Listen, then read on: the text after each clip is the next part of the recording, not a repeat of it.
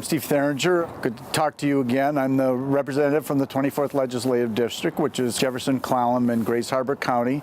And we thought we'd come outside today because it's starting to feel a little bit like spring down here in Olympia, and at least it's warmer. And we're here today at the Law Enforcement Memorial, which is a memorial that is dedicated to all the fallen law enforcement officers from the time Washington was a territory till now. And it's actually funded by the Law Enforcement Memorial Foundation. And they obviously built this memorial, but they also provide funding for families of fallen law enforcement. And so that's a great foundation, and it's a great memorial to give respect and honor those fallen law enforcement. We have a couple of those, obviously, from the district over the years, and their names are here on the wall.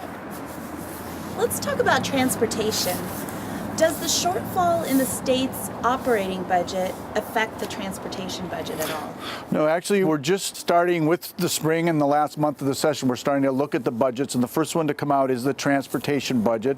There's been one introduced in the House and in the Senate, and the transportation budget is a separately funded budget. It's funded through gas tax. The 18th Amendment is very clear that those dollars could only be used for transportation, and so even in this challenging budget time, there won't be a use of transportation dollars into the general fund budget where we have that $5.1 billion shortfall.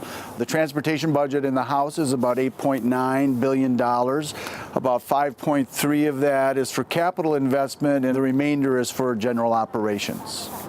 The House and Senate both released their proposed transportation budgets. What projects in the 24th District are being funded? Well, there's been a project in Clallam County, the 101 widening from Short Road to Kitchen Dick Road, which has been in the budget all along, and that funding is still there, and I think that's about $70 million, which will be used to provide that widening. And I think the project will be funded through the next two biennium and be completed by the end of the second biennium. And then also in the budget from last biennium is repairs to the Simpson Bridge down in Grays Harbor, and I think that number is around $4.6 million. And then in this new budget, we have an additional $7 million to fix the mechanicals on the Riverside Bridge. So those of us that are familiar with the Grays Harbor and that bridge system, these are important projects to maintain transportation links within the Grays Harbor area. So I think the 24th Legislative District did well in this transportation budget.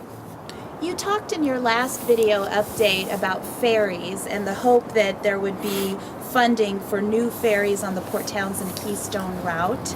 Is that the case in this budget? It looks like in this budget, in both the House and the Senate budget, there is money for that ferry. So we will be getting two boats between Port Townsend and Keystone. And then there's also dollars to look for 144 vehicle ferry for mid-sound crossings. And I think that's important to certainly the northern part of the 24th District.